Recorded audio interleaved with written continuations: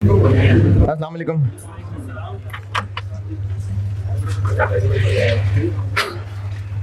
दुरूद शरीफ पढ़ना।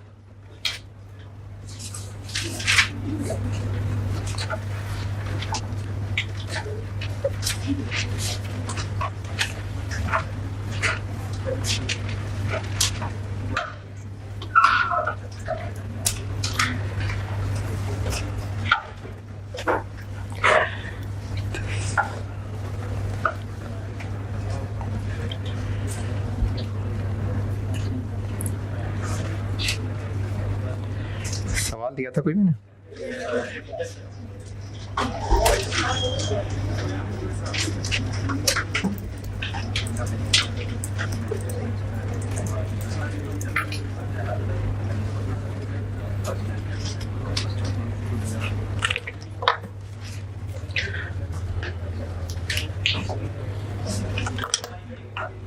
है जी,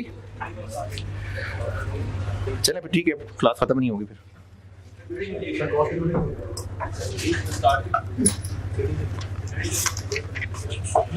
कोई बात नहीं यार, कल क्या बात की थी? कोई भी नहीं शायद।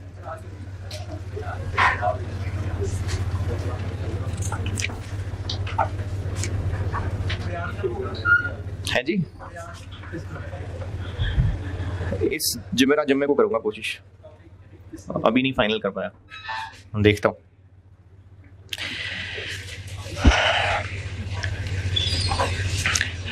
एक अच्छे स्टूडेंट में क्या क्या खराबियां नहीं होनी चाहिए? नहीं होनी चाहिए। वो क्या खराबियां हैं जो एक अच्छे स्टूडेंट में नहीं होनी चाहिए? हैं? मैंने कहा नहीं होनी चाहिए। टाइम वेस्ट करना, और है बदतमीज, और है नशा वगैरह ना करे। अच्छा, और है थोड़े बना लेने। अच्छा, ज्यादा दोस्त नहीं बनाने, नहीं बुरे दोस्त नहीं बनाने, बुरे दोस्त नहीं बनाने हैं। घर से बाहर ना निकले, नहीं नहीं नहीं, वक्त जाया ना करे, बुरे दोस्त ना बनाए, बदतमीज ना हो, और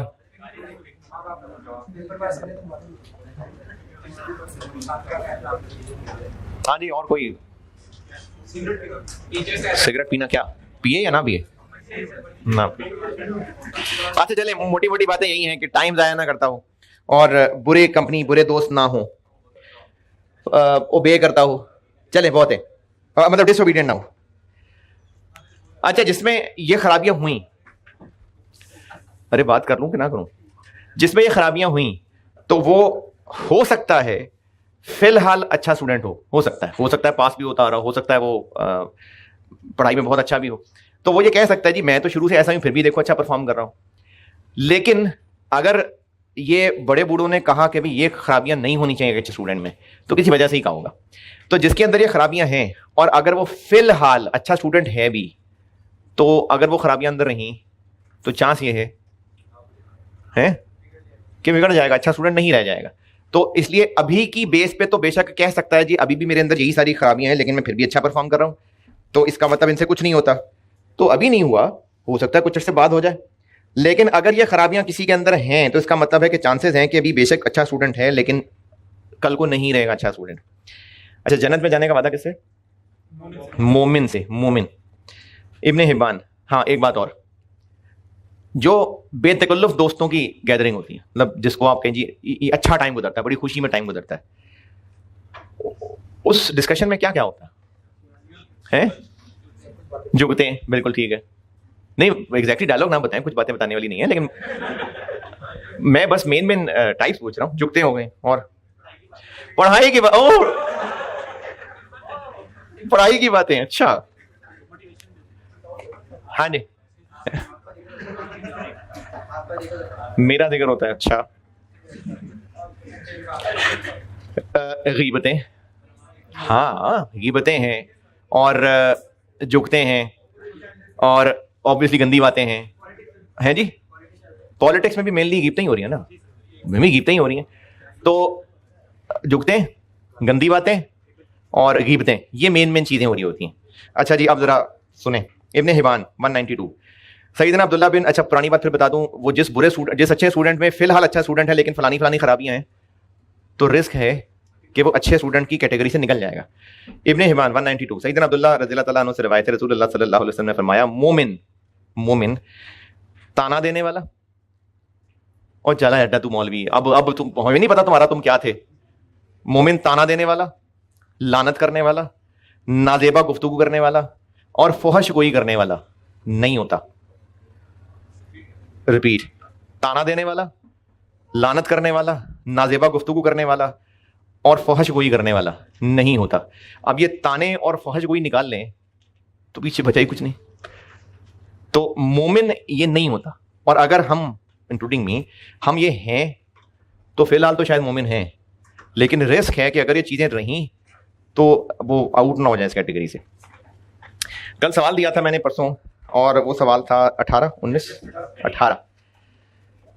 क्वेश्चन 18 में एक ही मसला आमतौर पे होता है कौम को, वो है 33 1/3% मार्कअप वाला। तो अगर तो है वो मसला तो ठीक है, बताता हूं। नहीं है? नहीं यार, चले ठीक है, नहीं है मसला तो अच्छी बात है। 33 1/3% का मतलब होता है 33 पॉइंट बहुत सारे 3, तो आप 4-5 लगा दें, काफी हैं। तो इस वक्त सवाल में 16,000 रुपए की चीजें बेची थी, उनमें से आगे 40 बिक गई, यानी 60% अभी भी स्टॉक में है। तो इतनी चीजें बायर के पास पड़ी हुई हैं। 33 1/3 मार्कअप का मतलब है 33 पॉइंट बहुत सारे 3 डिवाइडेड बाय 133 पॉइंट बहुत सारे 3। और अगर इतने सारे 3 लगाने का दिल नहीं कर रहा तो 33 1/3% मार्जिन है अगर, तो आप चाहें तो इसको 50% मार्कअप बना के सॉल्व कर लें, एक ही बात है। और अगर 33 1/3% मार्कअप है तो आप इसको 25% मार्जिन बना के सॉल्व कर लें, एक ही बात है। तो 33 1/3% जिनसे सॉल्व नहीं होता ना, तो वो उसका ये अल्टरनेटिव कर सकते हैं। और इसकी भी साइंस है, मतलब ये रट्टा नहीं है। जैसे इस पहले वाले की मिसाल देता हूं, अगर एक चीज बेची 75 रुपए की और उसकी कॉस्ट थी 50, तो मार्कअप कितना? मार्कअप 50% और मार्जिन कितना? 33 1/3%। तो 33 1/3% margin is equal to 50% markup. और अगर इस तरह करना चाहें तो एक चीज अगर 75 की खरीद के 100 की बेच दी तो मार्कअप कितना? 33 1/3%, मार्जिन कितना? 25। तो अगर 33 1/3 दिया हुआ है और आप इसको नहीं यूज करना चाह रहे तो उसका अल्टरनेटिव यूज कर लें। तो उसे भी हो रहा है ना, मार्जिन ओवर 100 लेस मार्जिन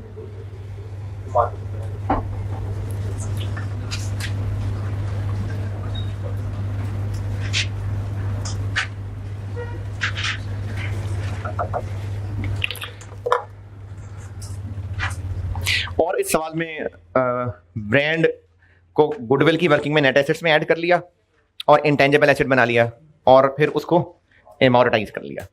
तो और आपने बताया इसमें कुछ पूछना है तो?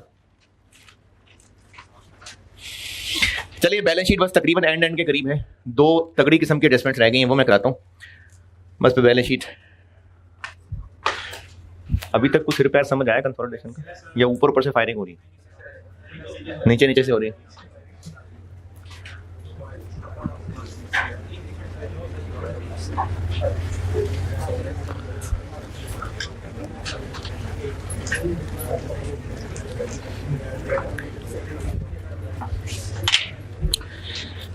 अगली एडजस्टमेंट समझा रहा हूं।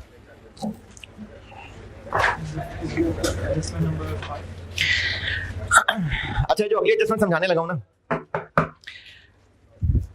इसमें हो सकता है आपको लगे कि इतनी लंबी बात, इतनी लंबी डिस्कशन की जरूरत क्या थी, आपने तो और कंफ्यूज कर दिया। ये रिस्क है, ये रिस्क है। लेकिन मैं इतनी लंबी कहानी 2 वजहों से बता रहा हूं। एक वजह ये कि ये जो मैं एडजस्टमेंट बताने लगा हूं, ये आज से कोई 13 साल पहले किसी और तरह की जाती थी, और फिर को 2010 तकरीबन ऑनवर्ड्स ये पर्सपेक्टिव चेंज हो गया। क्योंकि एसीसी में पढ़ाता था तो 2010 से पहले किताबों में भी डिफरेंट वाली तरीके लिखे हुए थे। पाकिस्तान में इसको चेंज होते होते कई साल लग गए। तो अभी भी मतलब एज ऑफ टुडे भी कुछ टीचर्स हैं जो उस पुरानी वाली एडजस्टमेंट के ही कायल हैं।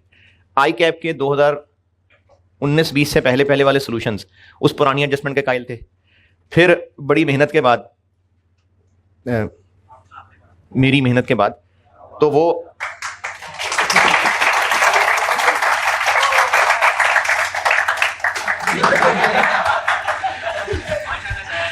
उसके बाद क्या हमारे बात तो पूरी सुन लेना यार, कहां से कहां निकल गए। तो उसके बाद फिर फाइनली आई कैप ने भी उस नए वाले वर्जन को कर लिया एक्सेप्ट। ये सारी कहानी इसलिए बता रहा हूं कि एक तो ये रिकॉर्डिंग्स में कुछ बच्चे ऐसे हो सकते हैं, क्योंकि पाकिस्तान में अभी भी कुछ टीचर्स होंगे जो पुरानी एडजस्टमेंट्स पे ही कायम हैं, और ऑनलाइन में बच्चे हो सकता है वो पुराने टीचर से पढ़े हों, इसलिए भी मैं ये बात पूरी बता रहा हूं, यानी गलत भी और सही भी। दूसरी रीजन ये है कि वो जो गलत वाला ट्रीटमेंट था वो ज्यादा नेचुरल है, यानी एक स्टूडेंट के जहन में वो कभी ना कभी वो सोच आ ही जाती है। तो अभी नहीं तो शायद कल को दोबारा पढ़ते हुए, दोबारा मतलब इसी टाइम में पेपर्स की तैयारी करते हुए फिर किसी ना किसी के दिल में ये वसवसा आ ही जाना था। तो इसलिए मैं आज ही गलत और सही दोनों बता रहा हूं। रिस्क ये है बस कि आप मेरे सही बताने के बावजूद आप फिर मुझसे पूछे सर हम बताएं हमने कौन सा करना है, जाहिर है सही वाला ही करना है। तो इसलिए मैं बता दोनों रहा हूं। फिर भी अगर किसी को लगे कि नहीं इतनी सारी डिस्कशन जो है ना वो हमें कहां से कहां ले गई है, तो जो एंड पे कंक्लूजन बताऊंगा वो याद रख लेना। ओके पहले पुरानी की हुई एक बात, यानी जो पहले एडजस्टमेंट बता चुका उसको मैं दोबारा से बताता हूं, उससे इंशाल्लाह इंप्रूवमेंट होगी कॉन्सेप्ट में। पहले मैं यूआरपी वाली एडजस्टमेंट दोबारा बता रहा हूं। पी ने कुछ गुड्स खरीदी 16,000 रुपए की और ये इसने 20,000 रुपए की एस को बेच दी। एस ने इनको अपनी परचेजेस कहा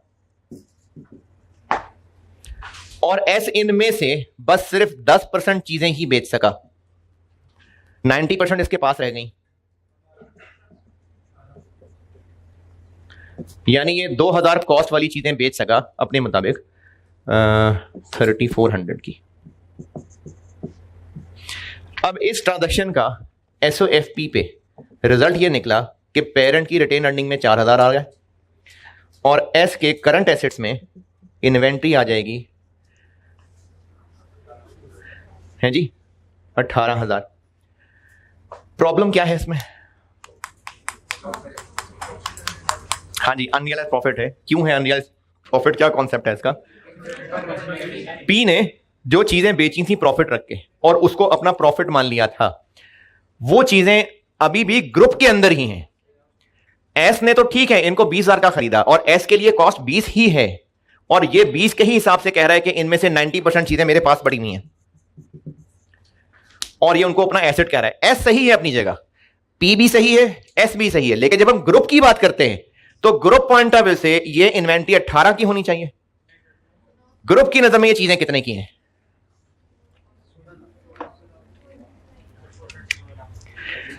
ग्रुप के पॉइंट ऑफ व्यू से ये बची हुई इन्वेंट्री कितने की है? कितनी? 14,400। कैसे भाई? 16,000 रुपए की चीजें थी ग्रुप पॉइंट ऑफ व्यू से, 90% बची हुई हैं। तो ग्रुप की नजर से अगर देखें तो इन्वेंट्री सही मानों में कितनी है? 14,400 है ना? अरे तो बताइए एडजस्टमेंट है यार, ऐसे परेशान तो नहीं करें। ग्रुप पॉइंट ऑफ व्यू से ये चीजें 20,000 कॉस्ट की नहीं है, 16,000 कॉस्ट की थी और उनमें से अगर 90% एस के पास है मतलब ग्रुप के पास ही है, तो ग्रुप की नजर में वो बैलेंस शीट में 18 पे नहीं आनी चाहिए, 14,400 पे आनी चाहिए। तो कितना अनरियलाइज्ड है? 3,600। इसकी हम लोग एडजस्टमेंट कंसोलिडेशन की क्या कर रहे हैं जी? हम लोग ये कर रहे हैं कि सेलर की रिटेन अर्निंग से लेस कर रहे हैं, है ना, और करंट एसेट्स में इन्वेंट्री पी प्लस एस में से लेस कर रहे हैं। ठीक है, ये किया है हमने। क्यों किया है ऐसा, इसको दोबारा सुन लें। पेरेंट ने बल्कि पी और एस में से किसी एक ने दूसरे को कुछ चीजें बेची और उन पे प्रॉफिट कमाया, तो प्रॉफिट का कमाना कोई मसला नहीं है, लेकिन मसला इसलिए बन गया कि जिन चीजों पे प्रॉफिट कमाया था वो अब भी बायर की बैलेंस शीट में मौजूद हैं। अगर इनमें से कुछ भी आज ना होता तो फिर कोई मसला नहीं था, यानी एक का दूसरे को कुछ बेच के प्रॉफिट कमाना मसला नहीं है। हम बैलेंस शीट पढ़ रहे हैं कि इनकम स्टेटमेंट पढ़ रहे हैं? Balance sheet. बैलेंस शीट की बात कर रहा हूं मैं। एक ने दूसरे को कुछ चीजें बेची और उस पर कुछ कमाया तो कोई मसला नहीं है, लेकिन मसला बन गया अगर बायर के पास नहीं, क्लोजिंग स्टॉक का मैं टिपिकली नहीं कहूंगा, मैं ये कहूंगा कि जो चीज बेची थी वो बायर के पास आज भी बैलेंस शीट में एज एन एसेट मौजूद है, तो जितना प्रॉफिट कमाया था सब मसला बन गया। फिर जितना बायर के पास एसेट रह गया है उसमें जितना प्रॉफिट लोडेड है वो मसला है, उसको अनरियलाइज्ड प्रॉफिट कहते हैं, क्योंकि सेलर ने उस सारे के सारे को प्रॉफिट मान लिया, जबकि बायर के पास जो अमाउंट एसेट में पड़ी रह गई इसके अंदर भी कुछ प्रॉफिट लोडेड है। और वो ग्रुप पॉइंट ऑफ व्यू से क्यों गलत है? क्योंकि ग्रुप बैलेंस शीट में एक ऐसा एसेट आ जाएगा जो अपनी औकात से ज्यादा है, जो ओवरस्टेटेड है, तो उसको कम करते हैं और सेलर की रिटेन अर्निंग में से कम करते हैं। यह है कहानी यूआरपी की। अगर ये सारी चीजें बिक गई होती तो फिर मसला होता। अच्छा, जहां पर मैं जुमला बोल रहा हूं उसको ध्यान से सुनिएगा। अगर ये सारी चीजें आगे बिक गई होती तो मसला होता। तो मसला इसलिए हो रहा है कि सारी चीजें बिकी नहीं है। एस ने ये सारी चीजें अगर आगे बेच दी होती तो फिर कोई मसला होता। तो मसला क्यों आया? क्योंकि एस ने सारी चीजें आगे बेची नहीं है, यानी सारी चीजें बेच ना पाना मसला। फिर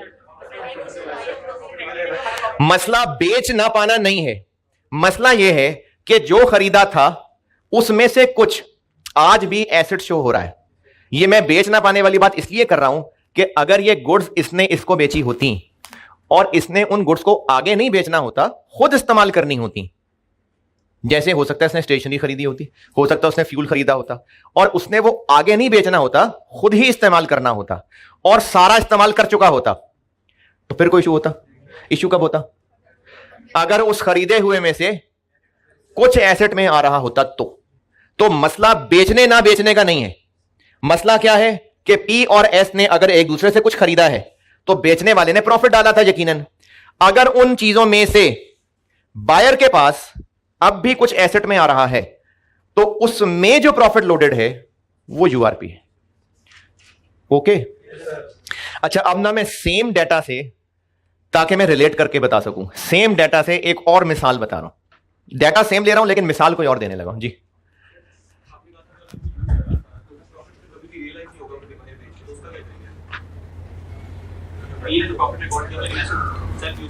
हाँ। अच्छा, सवाल ये है एक हमारे काबिल दोस्त का कि एस ने जो चीजें खरीदी, मैंने कहा अगर इसने ये खुद इस्तेमाल करनी होती और सारी की सारी इस्तेमाल कर ली होती तो फिर भी यूआरपी होता है। वो कह रहे हैं कि यूआरपी होता क्योंकि ये तो ग्रुप के अंदर ही इस्तेमाल हो गई चीजें, बाहर तो गई ही नहीं, तो पी का तो प्रॉफिट ही नहीं रियलाइज हुआ, ये कह रहे हैं ना? नहीं, लेकिन वो कह रहे हैं ग्रुप से तो बाहर गया ही कुछ नहीं। अगर एस वो चीजें खा गया तो पी ने जो प्रॉफिट कमाया था वो रियलाइज नहीं हुआ। रियलाइज हो गया कैसे? नहीं, ये जवाब नहीं इसका सही। जी, सवाल ये है कि, अच्छा सवाल है, गुड, शाबाश। सवाल ये है कि एस ने अगर ये चीजें खुद ही इस्तेमाल कर ली होती और सारी की सारी इस्तेमाल कर ली होती तो बाहर तो बिकी ही नहीं किसी को, तो फिर ये पेरेंट का प्रॉफिट रियलाइज कैसे हुआ? ये तो अनरियलाइज ही रहा। सवाल समझ आया कि नहीं? नहीं, सवाल समझ आ गया? खुद भी आया समझ कि नहीं? यही पूछ रहे थे ना? हाँ, तो फिर क्या जवाब है इसका? है ड्राइंग्स तो हाँ, नहीं, इसने प्रॉफिट कमाया था तो ग्रुप ने एक चीज खरीदी और इस्तेमाल कर ली, तो प्रॉफिट किस बात का? देखें, बिजनेस ने एक चीज खरीदी और इस्तेमाल कर ली तो प्रॉफिट किस बात का? ठीक है, और कोई बात? ये तो वो बात हो गई ना जो मैं कर रहा था अभी। मैं तो उस बच्चे का कॉन्सेप्ट बता रहा हूं। बिल्कुल अच्छा सवाल पूछा उसने कि जब आगे बेचा ही नहीं किसी को तो ग्रुप को तो कोई एक्स्ट्रा पैसे ही नहीं मिले ना, ग्रुप को कोई एक्स्ट्रा पैसे मिले? नहीं मिले ना, तो फिर ये प्रॉफिट तो रियलाइज नहीं हुआ। अच्छा, ज्यादा परेशान हो रहे तो मैं बता देता हूं खुद ही, टाइम बहुत है हमारे पास। जब से क्लास शुरू हुई है देखें जरा भी चेंज नहीं आई वहां। हाँ प्रॉफिट रियलाइज हो गया, चीज उसने खरीदी है पी के रूप में, तो प्रॉफिट आ गया है। वो ग्रुप के अंदर में भी प्रॉफिट ही हो क्योंकि उससे कंज्यूमर राइट होती है। हाँ, लेकिन आगे तो किसी को नहीं बिकी ना, तो ग्रुप को प्रॉफिट किस बात का हुआ?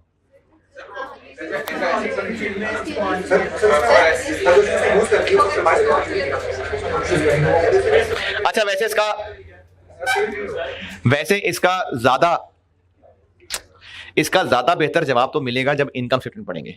उससे पहले इतना पक्का जवाब तो नहीं समझा सकता, लेकिन थोड़ा सा कच्चा कच्चा समझाने की कोशिश कर लेता हूं। एस ने ये क्यों इस्तेमाल कर ली?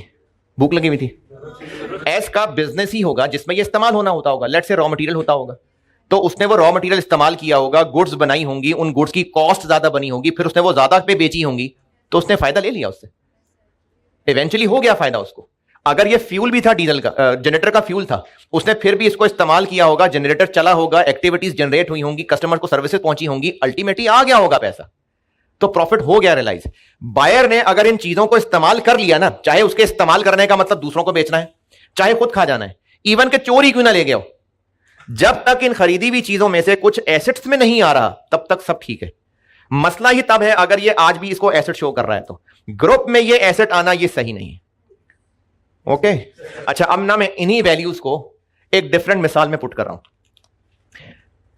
मशीन, पेरेंट ने एक मशीन खरीदी 16,000 की और ये बेच दी 20,000 की। पेरेंट का लिए शायद ये गुड्स ही थी, पेरेंट शायद इसका ट्रेड ही किया करता था। एस ने इस मशीन को अपना पीपीई बनाया। कितने का बनाएगा? 20,000 का। यानी एस ने इसको अपना पीपीई माना है, और एस क्या करेगा? इसको डेप्रीशिएट करेगा। चलिए मिसाल के तौर पे डेप्रीसिएशन रेट है 10%, तो एस ने 2,000 डेप्रीसिएशन चार्ज की और 18,000 इसकी नेट बुक वैल्यू बन गई। अब हुआ ये कि बैलेंस शीट में ये अपनी रिटेन अर्निंग में 4,000 लेके खुश हो चुका है, और एस अपने नॉन करंट एसेट्स के अंदर पीपीई दिखा रहा है 18,000। पी ने 16 की चीज 20 में बेची, 4 प्रॉफिट कमाया। पी ने 16 की चीज 20 में बेची, 4 प्रॉफिट कमाया।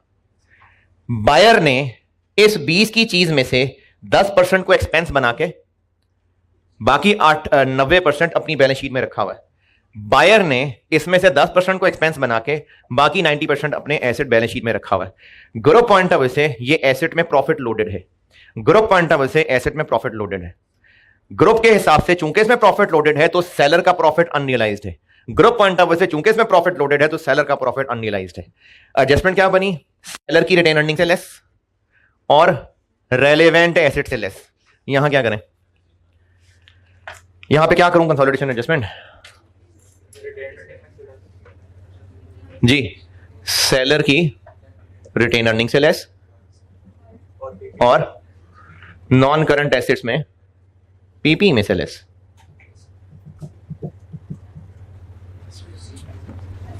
नहीं, अजीब हो गया। सही है ना? सेम मैंने बिल्कुल पैरेलल चलाया है, बस नाम चेंज किया है, काम तो वही हो रहा है। बायर ने जो चीज खरीदी थी उसमें से 10% एक्सपेंस बना के बाकी 90% एसेट रखा हुआ है। बायर ने जो चीज खरीदी थी उसमें से 10% एक्सपेंस बना के बाकी 90% एसेट रखा हुआ है। तो इसमें जो प्रॉफिट छुपा हुआ है वो अनरियलाइज्ड है, एसेट में से लेस और सेलर की रिटेन अर्निंग में से लेस। हाँ जी, यहां तक बताएं पहले एतराज है जी। अच्छा, थोड़ा सा जल्दी है ये वाला कमेंट, और बताएं मसला। नहीं, मैंने कहा यहां पर कोई एतराज सवाल है तो बोले।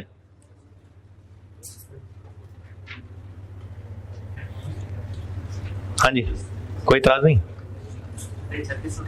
है? 3600 कैसे आया? अच्छा, इसने कितना कमाया था? अच्छा, ये 3600 कैसे आया था? ये तो मैंने सोचा ही नहीं। ये 3600 कैसे आया था? 4,000 में से 90% अभी भी एसेट है, तो उसका 90% यूआरपी है ना। यही काम यहां भी किया है कि जितना एसेट बेचा था उसमें से 90% आज भी बैलेंस शीट में है, तो 4000 का 90% तो हुई भी है ना, ठीक है। नहीं 2000 और माइनस कर दो, डेप्शन तो माइनस हुई भी है ना, पीपी में से होनी थी माइनस, क्यों नहीं माइनस होनी थी, तो हुई भी है, ठीक है। अच्छा ये 3600 कैसे आया, मैं 2 तरीकों से सिखाता हूं, बल्कि 3 तरीकों से बताता हूं। ग्रुप पॉइंट ऑफ व्यू से, ग्रुप पॉइंट ऑफ व्यू से ये प्लांट कितने का है, ग्रुप की ऐनक लगाएं तो 16000, तो ग्रुप की ऐनक में देखेंगे तो ये 16000 है, और 10% डेप्रिशिएट करें तो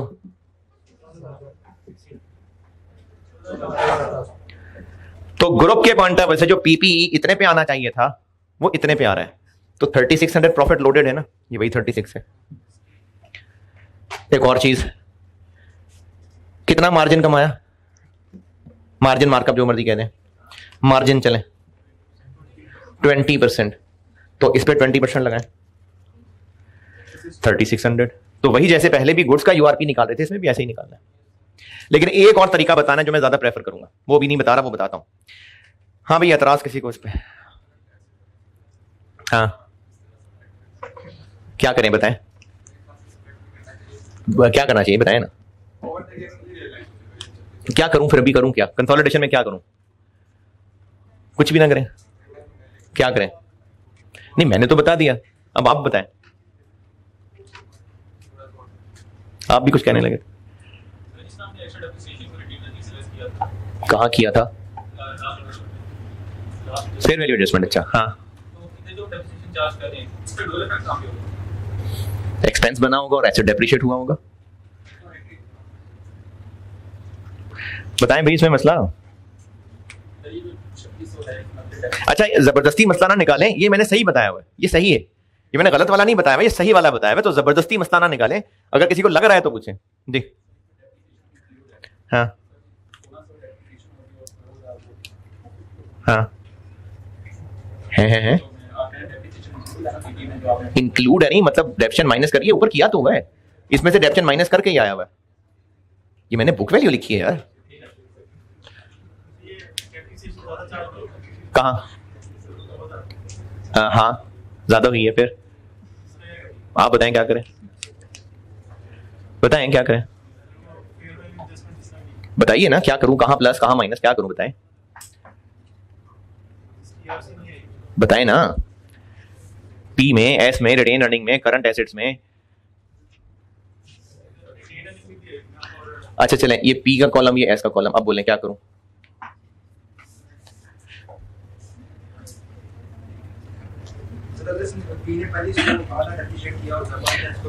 वो बात वो इररिलेवेंट है, पी ने 16 की चीज 20 में बेची है, अब उधर भी अगर आप डेप्शन डालने की कोशिश करेंगे ना तो कंफ्यूजन होगी, पहले ये तो क्लियर कर लें, पी ने 16 का खरीद के 20 का बेचा है जी,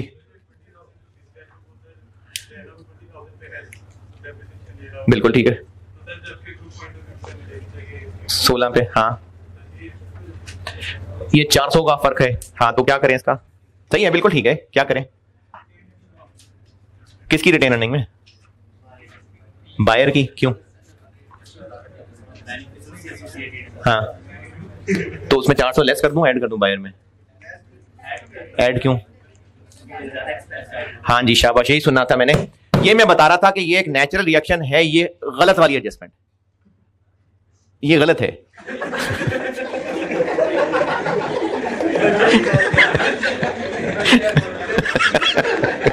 नहीं मैं असल में यही गलत सुनना चाह रहा था ना, यही तो बता रहे, 2010 से पहले इंटरनेशनली सब ऐसे ही कर रहे थे, सब ऐसे ही कर रहे थे, पैदाइश कब की आपकी, हाँ बस इसलिए ना, वो 2010 से पहले यही हो रहा था इंटरनेशनली, मैं बता देता हूं उन्होंने क्या कहा है, बिल्कुल सही, मैं असल में यही सुनना चाह रहा था, इसीलिए मैंने इतनी लंबी कहानी सुनाई है, वरना मैं इसको कह के बंद कर देता, वहां से लेस खत्म, ये असल में सुनना चाह रहा था मैं, क्योंकि अभी एक स्टूडेंट ने बोला है, हो सकता है 4 और सोच रहे हो, बोले नहीं, हो सकता है आज कोई भी ना सोच रहा हूं, क्योंकि क्लास में तो बैठ के सोच नहीं रहे होते, लेकिन पढ़ने बैठेंगे तो किसी के जहन में ये आ ही जाना था, इसलिए इतनी लंबी कहानी सुना रहा हूं। चलिए अब कहानी पूरी करता हूं, जो सुनना था मुझ तक पहुंच गया। इसमें 2010 से पहले दुनिया वालों का ख्याल ये था, इस सवाल में तो मैंने पी को सेलर रखा है ना, और मैं कह रहा हूं कि यहां से यूआरपी लेस 3600 और एड एस की रिटेन अर्निंग लेस प्री तो इससे पहले दुनिया वालों का ख्याल ये था, अब मैं गलत वाला बताने लगा हूं। ओके, अब मैं गलत वाला बताने लगा हूं। दुनिया वालों का ख्याल यह था कि पी ने एस को चीजें बेची, नहीं मशीन बेची, 4000 प्रॉफिट कमाया, तो मशीन ने तो आगे बिकना ही नहीं है, तो ये 4000 सब फारे गए। सेलर ने 4000 कमाया, वही जो सबको बात कर रहा था कि इसने तो आगे मशीन ने नहीं बिकना, तो फिर ये सारा का सारा 4000 खत्म हो जाना चाहिए। और बायर ज्यादा डेप्रिशिएट कर रहा है, कैसे करना चाहिए? 1600 ग्रुप की नजर से कर रहा है 2000, तो 400 फालतू डेप्रिशिएट कर रहा है ना, तो वो यहां पर ऐड हो जाना चाहिए। और यहां से -4 प्लस 400, ये पुराने लोगों का ख्याल था। सेंस बनती है कि नहीं? बिल्कुल बनती है। दोबारा, जब ये प्लांट आगे बिकना ही नहीं है तो फिर प्रॉफिट रियलाइज कैसे होगा? तो इसलिए जो ये कमा रहा है वो सारा रिवर्स, और जो बायर ज्यादा डेप्शन चार्ज कर रहा है वो ऐड। और इसका दूसरा इफेक्ट, 4000 प्रॉफिट निकाल दिया तो पीपी में से 4000 निकाल दें, और 400 डेप्शन रिवर्स कर दी तो पीपी में 400 ऐड कर दें। ये पुराना कॉन्सेप्ट था। लेकिन इसमें दो मसले बताता हूं। एक मसला तो यहां बताया था कि प्रॉफिट रियलाइज आगे बेच के ही थोड़ी होना है। अगर ये फ्यूल था तो उसने जनरेटर में, मशीन में इस फ्यूल को इस्तेमाल किया होगा, उस मशीन से बेनिफिट्स निकले होंगे, उससे उसने बिजनेस करके आगे बेचा होगा, तो उसने कमाया होगा। यानी प्रॉफिट रियलाइज करने के लिए, अच्छा अगर ये सबकी बातें ऊपर से जा रही है ना तो रहने देते हैं, हम एडजस्टमेंट करके आगे चलते हैं, है ना? है ना? दफा करूं है? अच्छा, तो जो गुड्स आगे बिकनी है, सिर्फ गुड्स बेच के ही नहीं प्रॉफिट रियलाइज होना। अगर ये उसको खुद बिजनेस में कंज्यूम कर रहा है तो बिजनेस उसको इस्तेमाल कर रहा है, बिजनेस इस्तेमाल कर रहा है तो बिजनेस कोई ना कोई ऑपरेशंस करके कुछ ना कुछ तो कमा ही रहा है। तो मसला ये नहीं है कि ये चीजें आगे बिकी नहीं है। मसला क्या था कि खरीदी हुई चीजों में से कुछ अभी भी एसेट्स में आ रहा है, तो ये मसला तो अभी भी यहां भी है। दूसरा रीजन, अगर ये चीजें एस सारी की सारी बेच देता तो 20,000 रुपए को क्या अकाउंट फॉर कर लेता? ये कॉस्ट ऑफ सेल, सेल नहीं कॉस्ट ऑफ सेल ना। यानी अगर ये सारी चीजें आगे बिक जाती तो ये बायर पूरे 20,000 को कॉस्ट ऑफ सेल कहता है ना, तो वो ज्यादा एक्सपेंस नहीं कह रहा होता। देखें ग्रुप पॉइंट ऑफ व्यू से चीजें कितने की हैं?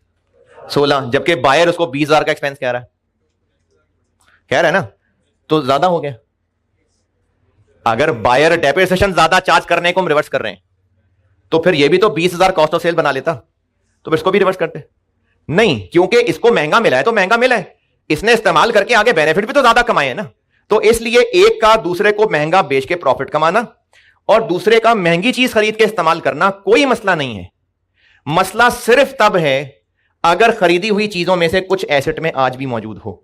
तो जब हम यहां अगर ये चीजें बेच चुका होता तो हम जब बायर की कॉस्ट ऑफ सेल को रिवर्स नहीं कर रहे तो फिर डेप्रिसिएशन से क्यों तकलीफ है? तो इसलिए दोनों के अंदर बायर में कोई एडजस्टमेंट नहीं होनी। ओके, तो जब बायर में एडजस्टमेंट नहीं होनी, आखिरी बात थोड़ी और गहरी है, इसने 4000 प्रॉफिट कमाया था, लेकिन ये रियलाइज होता जाएगा जैसे जैसे वो प्लांट यूज होता जाएगा। तो इसने कमाया 4 जरूर था, लेकिन इसमें से 400 रियलाइज हो गया। मुझे बात आप कर रहे थे। अब जब रियलाइज हो गया तो अनरियलाइज कितना रह गया? 3600। तो इसलिए यहां से 3600 ही लेस होगा और पीपीई में से भी 3600 ही लेस होगा। ओके, तो कंक्लूजन ये है कि यूआरपी वाली चीजों का बायर में कोई काम नहीं है।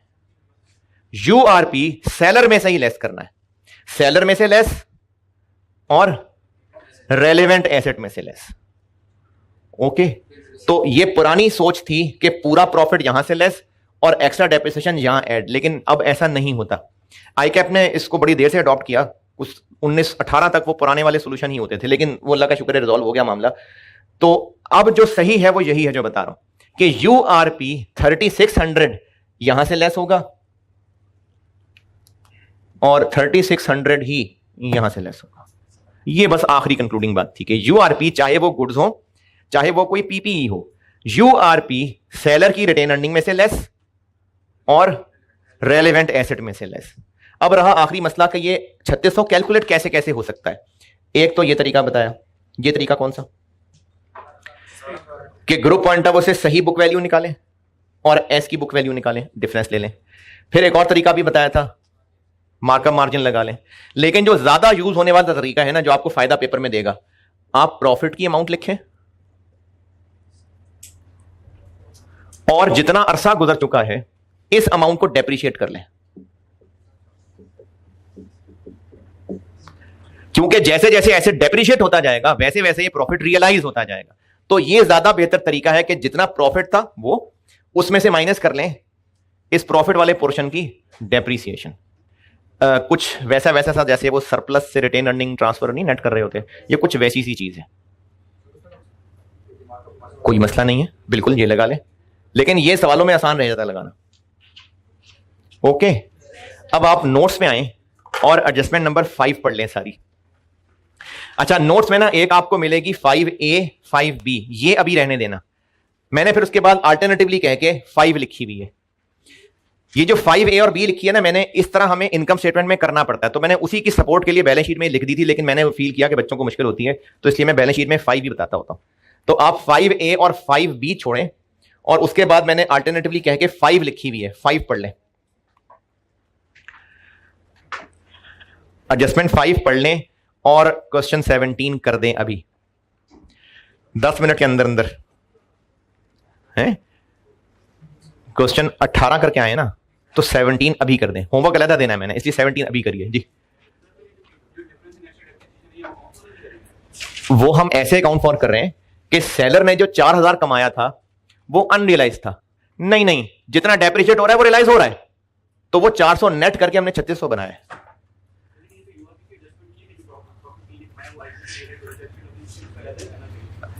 हमने इस 4000 को प्रॉफिट कहा और अनरियलाइज कितना है, जितना पोर्शन डेप्रिशिएट हो गया वो रियलाइज हो गया, जो बाकी रह गया वो अनरियलाइज है, तो हमने बस अनरियलाइज की एडजस्टमेंट करनी है।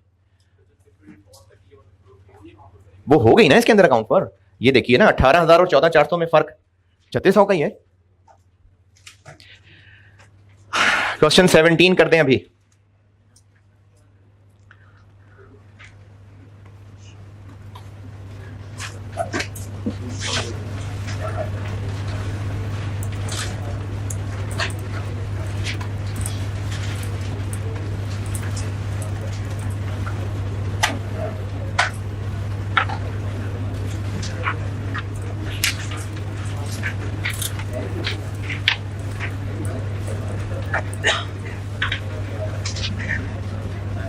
नेटबुक वैल्यू लोडिंग प्रॉफिट 14,400 जी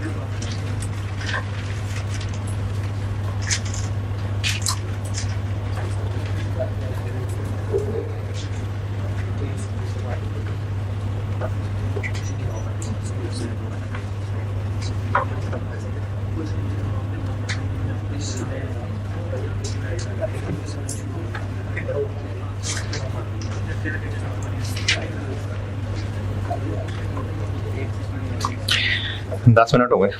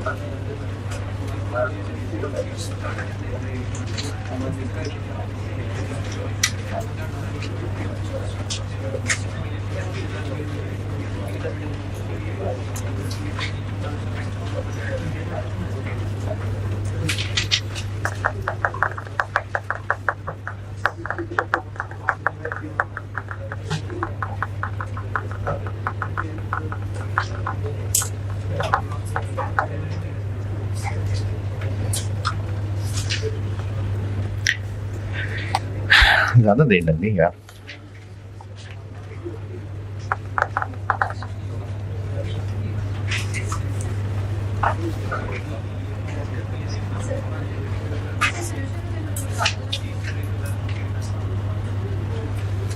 नहीं, मैंने बस मैक्सिमम ये किया है कि 4000 और 400 अलग अलग लिख दिया। नेट कर दें आप। पुराना था बायर और सेलर में अलग अलग।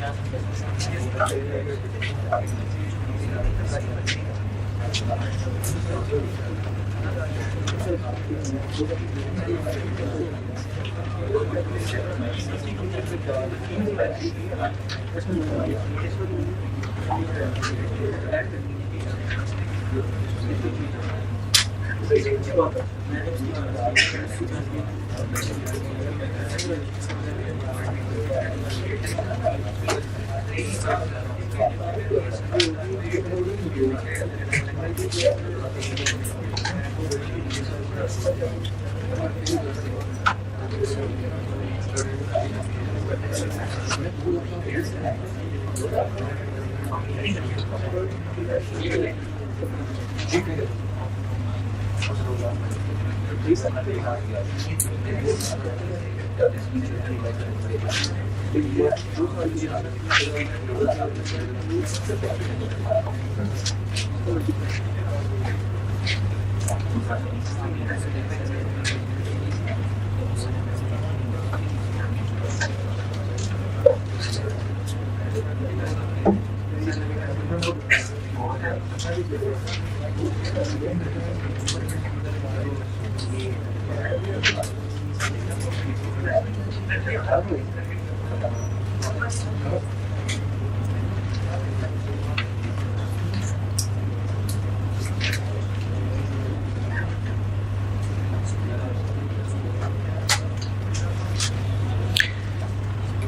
20 मिनट होने वाले हो गए यार।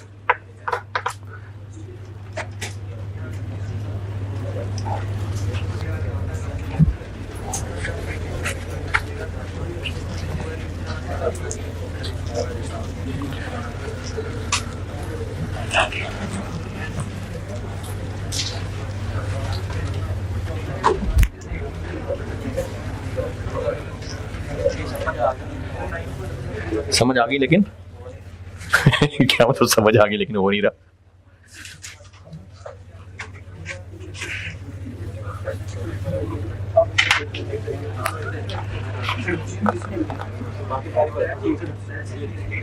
हाँ भाई, एफर्ट्स डन।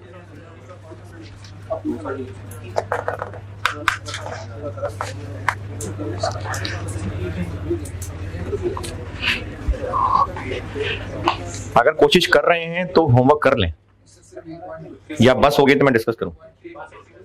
बस हो गए हैं, इसके अलावा होमवर्क है एक।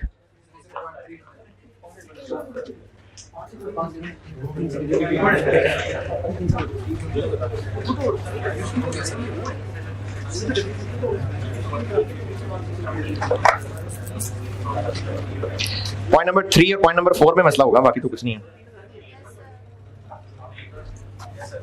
पॉइंट नंबर 3 बता रहा हूं। लोन एक एसेट्स में भी आ रहा होगा, एक लायबिलिटीज में भी आ रहा होगा। एसेट्स में कितना आ रहा है? पी ने एस को लोन दिया, इसने पी को दिया। कितना आ रहा है? 15। और एक लायबिलिटीज में लोन फ्रॉम पी आ रहा होगा, कितना? 12। अच्छा, और मुझे बता दें कैश का बैलेंस। 5 और 3। और पी की रिटेन अर्निंग्स 78,500 और एस की रिटेन अर्निंग्स 39,500 और इसमें से प्री माइनस 14,000। और एक मुझे बता दें पीपीई 75 प्लस 75। पॉइंट नंबर 3 समझें। अच्छा, एक सवाल होमवर्क दे रहा हूं और अब आज से पास्ट पेपर से भी हाथ साफ करेंगे। सबसे आसान सवाल, क्योंकि वो आया ही पहली दफा था कैप में, उससे पहले सिलेबस में नहीं था। करना है होमवर्क। कंसोलिडेशन में अब हम फुल फ्लैश सवालों तक पहुंच गए हैं। होमवर्क इंपॉर्टेंट होगा बहुत ज्यादा। ऑटम 14 अटेम्प्ट का सवाल है, ऑटम 14, और ये इन क्वेश्चंस में शायद क्वेश्चन 6 है, शायद। नहीं, सिंपल खत्म हो गया। सिंपल कुछ नहीं है जिंदगी में जी। अल्फा लिमिटेड के नाम से है क्वेश्चन। जैसे आप अभी 15, 16, 17, 18 करते आ रहे हैं ना, तो उनमें क्वेश्चन 6 है शायद जी। पेज 24 क्वेश्चन नंबर 6, दोनों में सेम है, नए एडिशन में भी वही है। पेज 24 क्वेश्चन नंबर 6 ऑटम 2014 का सवाल है, अल्फा के नाम से होगा। ये होमवर्क है, ये करिएगा। डबल यूआरपी है, यानी पी ने भी एस को चीजें बेची हैं, एस ने भी पी को बेची हैं, तो दोनों रिटेन अर्निंग से लेस हो जाएगा। अच्छा जी, हाँ, पॉइंट नंबर 3, पी ने एस को लोन दिया था और 10% उस पर इंटरेस्ट था। ईयर एंड पे एस ने पैसे भेजे 4500, जिसमें इंटरेस्ट भी शामिल था, मतलब बाकी प्रिंसिपल भी था, और पेरेंट को वो पैसे मिले नहीं। अच्छा, पी ने जब पैसे मिले नहीं तो रिकॉर्डिंग भी नहीं की। एस ने क्या किया होगा?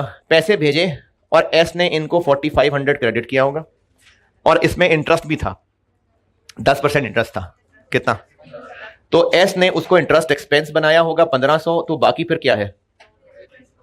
प्रिंसिपल। तो वो उसने ये किया होगा, यानी एस ये कर चुका।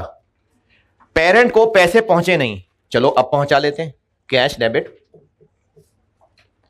Interest income credit,